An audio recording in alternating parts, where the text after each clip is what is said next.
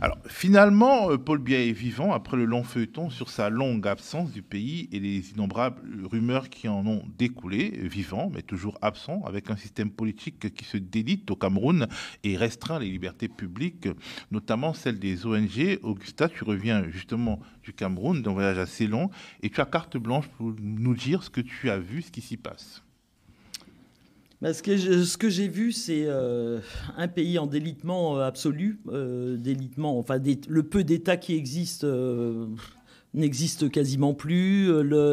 L'état des routes est absolument... enfin, c'est indescriptible. C'est indescriptible. Vous avez l'axe central entre Douala et Yaoundé. Ce sont des cratères et des milliers d'accidents à l'année et de morts. La route qui mène au sud-ouest, nord-ouest, totalement délabrée, qui mène à l'extrême nord, qui mène à l'ouest. Enfin, il n'y a aucun... À ce jour, nous n'avons pas une autoroute. Mais il y a des péages. Il y a des péages tous les 10 kilomètres, voire moins, des péages. Vous pouvez effectivement croiser 3 péages, donc des riverains qui organisent un péage avec une ficelle, des militaires qui, un peu plus loin, vous demandent vos pièces d'identité et surtout la monnaie, et ainsi de suite. Donc, c'est devenu une espèce de système comme ça qui permet... Et ça, c'est à tous les niveaux. Encore, il y a 2-3 jours, quelqu'un qui me racontait que pour une histoire d'héritage, etc., enfin, bon, voilà, il est allé... La personne est allée donc dans une administration et les documents étaient devant le fonctionnaire qui la recevait. C'était une dame. Et on lui a clairement dit que si elle ne donnait pas 500 000 francs CFA, elle n'aurait pas le document. Le document était posé devant le monsieur. Hein. Le monsieur est fonctionnaire. Et le monsieur dit à la personne, eh bien, si vous ne me... Oui, le document est là, mais il faut l'enveloppe, c'est 500 000 francs. Est-ce que le retour de Paul Biya au pays se fait sentir? Est-ce qu'il y a un avant et un après? Il y a pas de... Tout ce qu'on ressent, c'est effectivement... le système D à tous les niveaux, les gens sont fatigués, les gens n'en peuvent plus de devoir se débrouiller dans tous les domaines. Vous voyez, tous les marchés, les vendeuses, les commerçantes, ce sont des femmes. Les femmes tiennent le pays, les femmes tiennent l'économie, les femmes tiennent le commerce.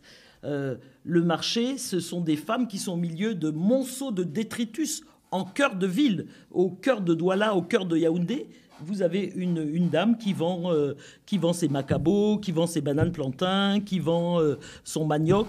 Et de part et d'autre, elle a des monceaux de détritus qui ne sont pas ramassés. Et ça, c'est au marché, c'est partout. Et paye partout. Des taxes aussi régulièrement, sont sommés de payer maintenant un impôt, effectivement, il y a effectivement la taxation des commerçants, mais pour rien, pour aucun service. De même qu'il y a des péages. Voilà. De même qu'il y a des péages tous les 2 kilomètres, il y a des taxations, mais pour aucun service. Et ce qui est terrible, c'est que on est dans un système qui vise à terroriser l'ensemble de la population. Véritablement terroriser. Les gens ont extrêmement peur. Il y a une nouvelle législation sur les ONG. En quoi elle consiste ?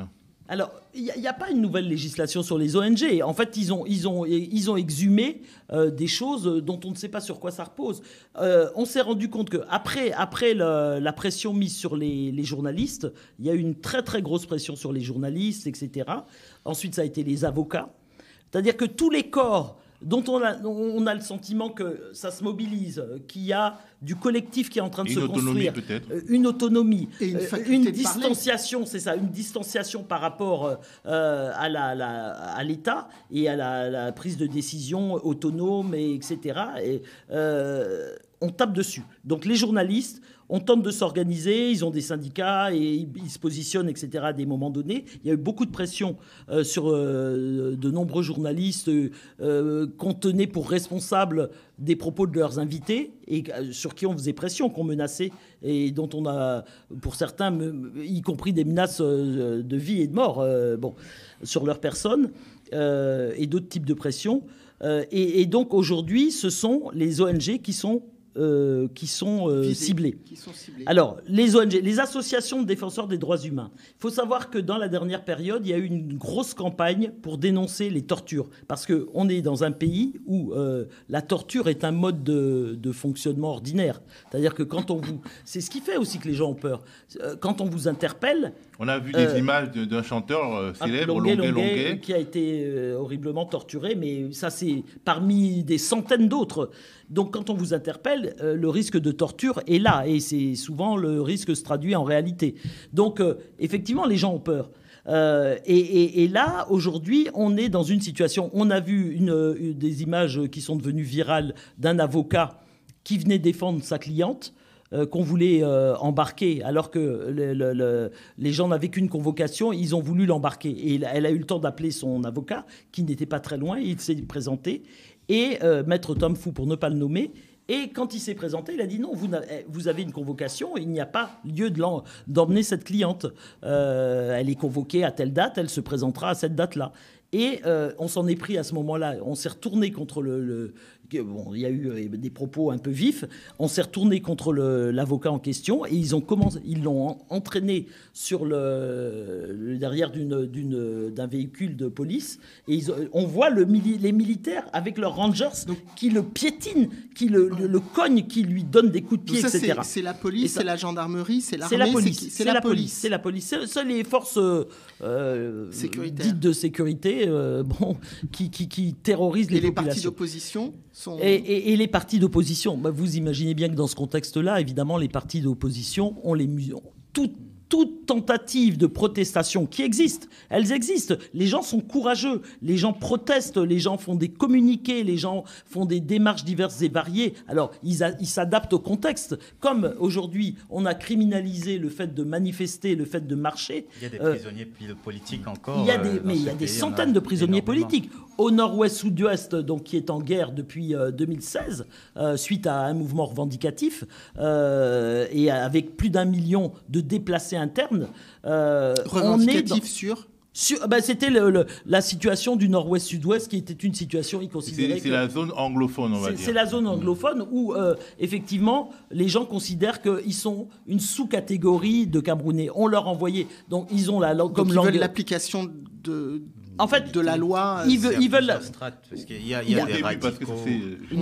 Fabrice. Le mouvement s'est radicalisé avec les défenseurs de l'Ambazonie qui veulent leur État. Oui, mais effectivement, au départ, c'était une protestation sociale de jeunes qui voulaient de meilleures conditions, être traités aussi également que tous les Camerounais, même si tous les Camerounais, pour moi, sont dans de mauvais draps. Tu le dis là, Augustin. Et ils le supportent moins parce qu'ils ont connu le problème, c'est que, par exemple, c'est une zone dite anglophone, donc ils parlent l'anglais. Et on leur envoyait, par exemple, des enseignants francophones qui parlaient à peine anglais pour prendre les postes, alors qu'il y avait effectivement... ils ont par exemple des enseignants, et pareil au niveau des avocats, le mouvement a commencé, c'était un mouvement au départ, les avocats, le common law, donc un système propre à la juridiction, copié évidemment, comme côté francophone, on a copié absolument toutes les juridictions, toutes les institutions sont calquées. Et il en est de même côté anglophone par rapport à la Grande-Bretagne, et donc eux demandaient l'application de cette juridiction. Et c'est parti comme ça. C'est parti effectivement des revendications. D'un motif qui pouvait prêter à discussion. Mais c'était revendicatif, purement revendicatif. C'est-à-dire, effectivement, des populations qui considèrent elles ne sont pas considérées, elles ne sont pas prises en considération, qui avaient des revendications extrêmement précises et extrêmement claires. Et de là, c'est monté crescendo, etc. Alors, il faut dire qu'il y a une histoire avec cette région du pays, mais je ne vais pas m'attarder là-dessus, ce n'est pas l'objet. Mais c'est pour dire que donc, depuis 2016, cette zone nord-ouest-sud-ouest est en guerre. 2 provinces sur 10 quand même. C'est ça. Et ça crée une situation terrible. C'est la désolation absolue dans la région. Non, alors ce que je voulais dire par rapport... C'est combien de la population? Un quart? 20%? C'est 20%. En gros, 20%. Mais ce que je voulais dire par rapport à la situation actuelle, c'est que donc il y a un collectif qui s'est créé pour dénoncer la torture au Cameroun, l'utilisation quasi systématique de la torture. Et la plupart de ces associations qui sont aujourd'hui ciblées, 5 associations de défenseurs des droits humains, sont dans ce collectif. Et donc, il y a une volonté, et le Cameroun a eu à présenter un rapport à Genève, aux Nations Unies, devant les Nations Unies, pour s'expliquer.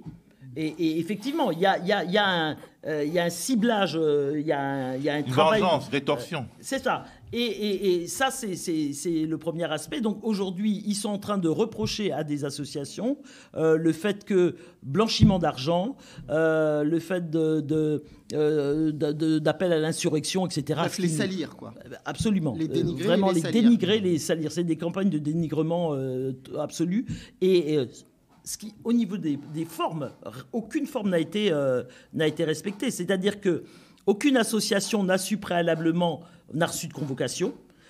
Aucune association, on a demandé de présenter des bilans, des rapports, des comptes, etc. Il n'y a pas d'éléments qui ont été réclamés. D'ailleurs, l'avocate Alice Nkom a argué de cela, elle a coupé les scellés. Les scellés ont été posés sur une des associations qui s'appelle le REDAC, qui est une des premières, qui existe depuis 14 ans, qui est une des premières associations camerounaises de défenseurs des droits humains, qui a vraiment pignon sur rue et qui a défendu, y compris des gens du pouvoir, qui étaient accusés parfois, enfin, pour qu'on respecte au moins les procédures.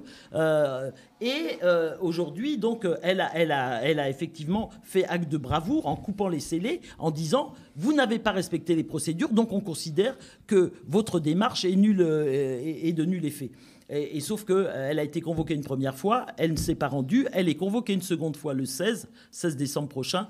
On espère vivement que ce sera l'occasion de se mobiliser et de massivement venir. Je voulais finir en disant que le Cameroun est quand même un des rares pays où les gens sont systématiquement déférés devant les tribunaux militaires.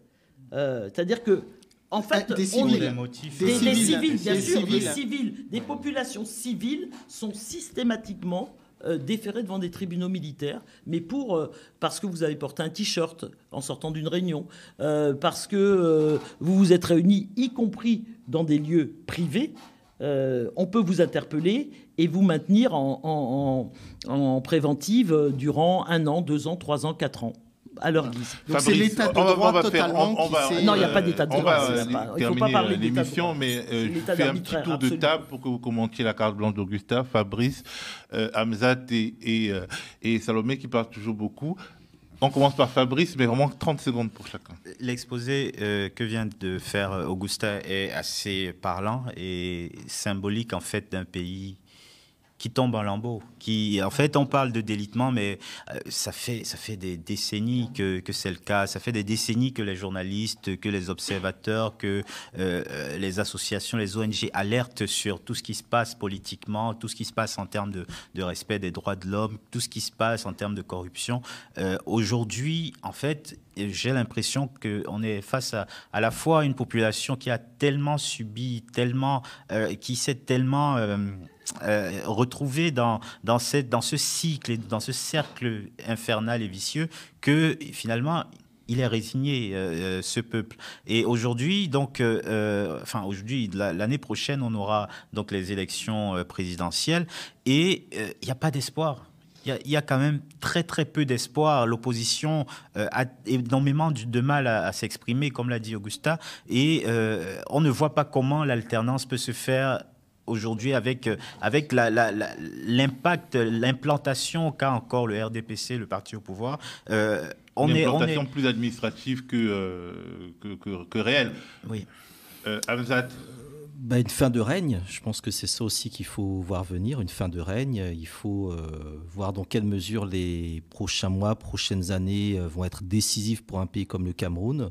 Donc c'est le moment plus que jamais de soutenir les frères et les sœurs qui militent pour un autre Cameroun, parce que je pense qu'un autre Cameroun est possible. Il y a les intelligences, il y a les énergies, il y a les dynamismes culturels. Le Cameroun est une puissance culturelle incontestable. C'est un pays qui produit de l'idéologie politique, même si elle est réprimée. C'est un pays qui produit énormément de journalistes, de leaders d'opinion. Voilà. Donc pour moi, le Cameroun a absolument tous les ingrédients pour décoller et pour être un grand d'Afrique. Maintenant, il faut effectivement maintenir le cap et se dire qu'un autre Cameroun est possible et qu'un autre Cameroun va forcément advenir dans les prochains mois ou prochaines années. Les 30 secondes de Salomé. 30 secondes, ça sera pour dire qu'il faut effectivement soutenir tous les mouvements d'opposition et toutes les initiatives qui sont prises pour dénoncer cette déliquescence camerounaise, et que une des voies, une des solutions, c'est la mutualisation des forces. C'est ce qu'on dit, convergence des luttes, c'est que là c'est vraiment le cas de le dire. Merci à vous, Fabrice Hamzat. Si je peux me permettre quand même, moi je représente un parti qui est un parti historique qui s'appelle l'UPC, et qui est devenu l'UPC Manidem pour ne pas effectivement entretenir la confusion créée par le pouvoir, à savoir des UPC qui sont à la mangeoire et qui sont à sa solde.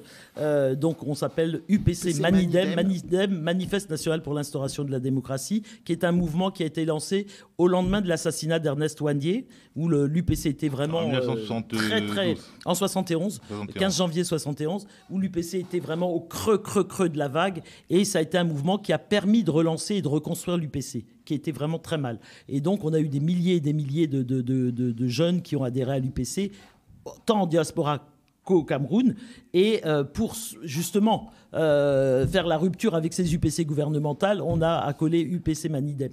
Donc ça n'a rien à voir avec le Manidem des Canets. Je le dis parce que souvent il y a confusion. Alors cet UPC, qui est quand même le premier parti camerounais historique, mouvement de libération nationale, qui a mené 10 ans de lutte armée, aujourd'hui le pouvoir refuse de reconnaître la légalité de ce parti à ce jour, malgré 2 décisions de la Cour suprême, malgré la Commission africaine des droits de l'homme et des peuples, qui a, depuis 2016, demandé à l'État camerounais de reconnaître l'UPC Manidem et même de nous indemniser. Évidemment, il s'assied dessus. Merci à vous, Fabrice Hamzat, Salomé et Augustin. Et merci à vous d'avoir regardé ce numéro de Décrypter l'Afrique, le panel. Rendez-vous bientôt pour de futurs décryptages de l'actualité africaine.